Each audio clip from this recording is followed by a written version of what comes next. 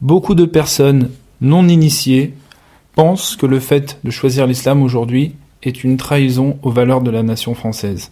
Que réponds-tu à ces personnes ?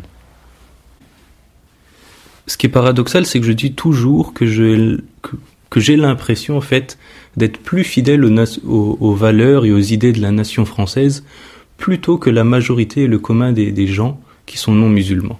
En effet, on va m'accuser d'avoir trahi. C'est des choses qu'on m'a déjà dit. On m'a vraiment dit que j'étais un traître, que j'étais devenu un bougnoul, un ennemi, voire même que moi aussi je devrais être expulsé, je sais pas où, au Maroc, en Arabie Saoudite ou quelque chose comme ça. Enfin, des choses vraiment très ridicules qui montrent qu'en fait, même si on est blanc, même si on n'a pas une grosse barre, même si on s'habille jean et pull, voilà, à partir du moment où on est musulman, on est un peu puant, donc voilà, on pourrait être éjecté. Moi, la vraie trahison que je vois, la vraie conversion et que personne n'a vue et qui est sensationnelle, c'est quand même qu'on est passé d'une société où il y avait du lien social vers une société moderne où il n'y a plus de lien social, une société qui était fondée sur quand même une certaine éthique, une certaine morale héritée de la tradition judéo-chrétienne. Aujourd'hui, une société sans morale ni éthique, une société avant où l'argent n'avait pas la première place et aujourd'hui une société où elle a la première place. Donc moi, je me trouve beaucoup plus dans la continuité des valeurs et des idées peut-être de Gaulle dans les années 60, dans les années 70, plutôt que dans le cadre aujourd'hui d'une mondialisation effrénée, d'un ultralibéralisme et d'un nivellement des valeurs morales par le bas. Donc moi, j'ai l'impression, et je dis toujours aux gens, mais la vraie trahison, la vraie conversion, c'est vous qui l'avez subie. Vous ne cessez pas de pointer du doigt les musulmans, de dire oui, ils se multiplient, ils ouvrent des mosquées, ceci, cela. Et les gens ne cessent de se raccrocher bizarrement à une idéologie ou à des valeurs et des racines judéo-chrétiennes. Mais j'ai envie de leur dire, c'est pas les musulmans qui ont vidé les églises. Les églises, si elles sont vidées, c'est parce que vous-même, vous avez décidé, voilà, que c'était rétrograde. Donc à quoi ça sert de se rattacher à des valeurs judéo-chrétiennes alors que vous-même vous êtes les premiers à cracher dessus, à toujours dire oh la religion c'est des conneries, la Bible c'est plus un texte d'actualité, il faut savoir vivre avec son temps, l'homosexualité après tout c'est normal s'ils veulent se marier, adopter des enfants, on se demande même c'est quoi la prochaine étape.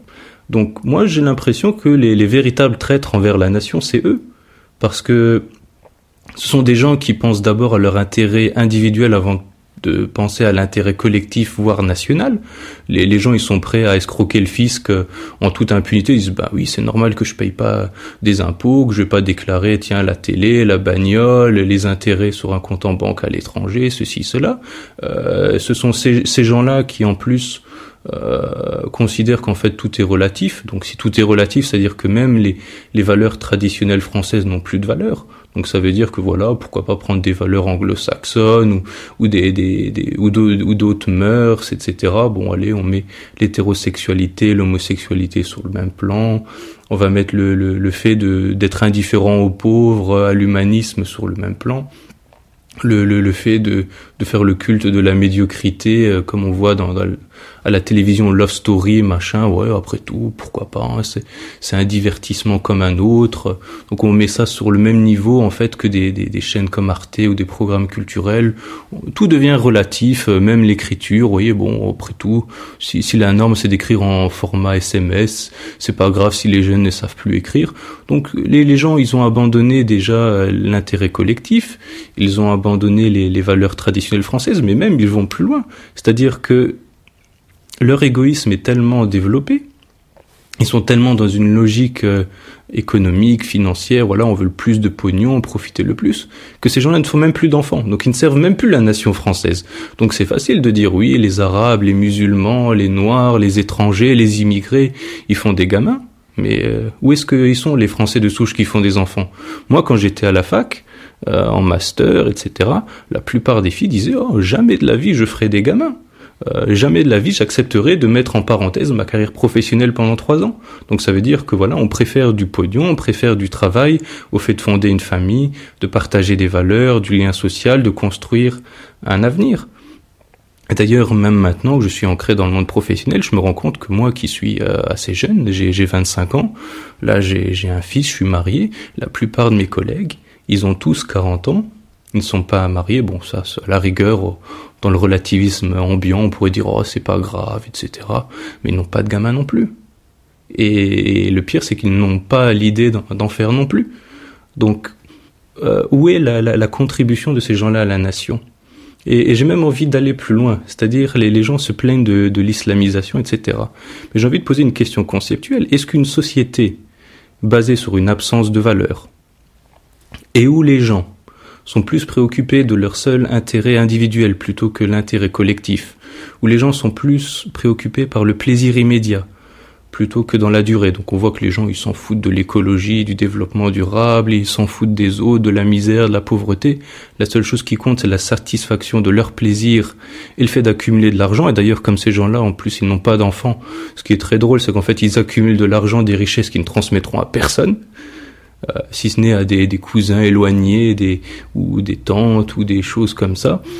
Donc au final, ces gens-là, qu'est-ce qu'ils apportent concrètement à la France ? Qu'est-ce que les futures générations vont apporter à la France? Je suis désolé, mais la France, elle a été attaquée et détruite en grande partie par des non-musulmans. Il y a quelques années, on parlait de l'exception culturelle française. On disait, ah oui, il faut mettre tant de pourcentage de musique française sur les ondes. Bon, moi, je n'écoute plus trop de musique maintenant, mais je me rends compte qu'en fait, on parle plus déjà de cette exception culturelle française, donc on a dit que c'est plus important. Les chanteurs français, c'est toujours les mêmes. Les seules choses qu'écoutent les gamins, c'est Rihanna et Lady Gaga. C'est ça le summum de la culture occidentale moderne. On se félicite, etc. Voilà, des boulevards haussmanniens, l'architecture, le savoir-faire, le savoir-vivre français. Mais aujourd'hui, où est-ce qu'on construit des beaux logements en France ? On se vend d'être le pays de la gastronomie, on ouvre un nombre incalculable de fast-food et des restaurants traditionnels, ils en ferment de plus en plus. Les gens, ils font de plus en plus de plats tout préparés. Ces éléments, ces grandes valeurs, ces choses dont les Français sont fiers, c'est qui les met à bas? À ce que je sache, c'est pas les musulmans. Donc il faudrait quand même que les gens commencent à se rendre compte que l'ennemi ne se trouve peut-être pas là où ils pensent. Et que le musulman, bon, il a bon dos de dire ah oui, il est repérable, etc. Il est un peu un uberlulu qu'on repère de loin avec des voiles ou des tenues ou des barbes ou des mosquées, des minarets. Mais à ce que je sache, c'est pas les musulmans qui détruisent la gastronomie, la culture, la musique, l'éducation française. Il faudrait que les gens un jour ils s'en rendent compte.